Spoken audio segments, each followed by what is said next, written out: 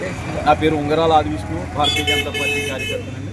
ఈరోజు గోకవరం మండల కేంద్రమైనటువంటి గోకవరంలో గొప్పలమ్మ ఆలయ ప్రాంగణంలో పండిట్ దీనదయాళ్ ఉపాధ్యాయ వర్ధంతి కార్యక్రమం సందర్భంగా ఆ మహనీయునికి మా పార్టీ పెద్దలందరి సమక్షంలో వారి ఆధ్వర్యంలో నివాళులు అర్పించడం జరిగింది. ఆయన జీవితం ఒక సందేశం మానవ జాతికి. ఎన్నాళ్ళు బ్రతికేమనేది ముఖ్యం కాదు, ఎలా బ్రతికేమన్నదే ముఖ్యం. ఆయన జీవించింది కేవలం 53 సంవత్సరాలు. కానీ ఆయన ఏదైతే సర్వమానవ ఏకాత్మ భావన అనేటటువంటి సిద్ధాంతాన్ని ప్రతిపాదించారో అది ఈ దేశాన్ని నడిపిస్తూ ఉంది.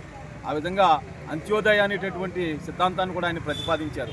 అంత్యోదయ అంటే ప్రతి అట్టడుగు ఉన్నటువంటి మురికివాడల్లో జీవించేటటువంటి వ్యక్తికి కూడా ప్రభుత్వం యొక్క పాలన యొక్క ఫలాలు అందాలనేటటువంటి సిద్ధాంతాన్ని ప్రతిపాదించి ఒక సుపరిపాలనకు ఒక దిశానిర్దేశం చేసినటువంటి మహనీయుడు పండిట్ దీనదయాళ్ ఉపాధ్యాయ.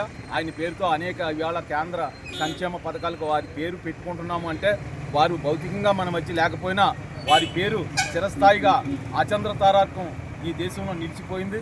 మరి అటువంటి మహనీయుడు మరణం ఒక అనుమానాస్పద స్థితిలో ఒక ట్రైన్లో ఆయన మరణించారంటే దానికి ఆనాటి పాలకుల యొక్క వైఫల్యం అని చెప్పేసి కూడా ఇవాళకి కూడా మిస్టరీగా మిగిలిపోయింది.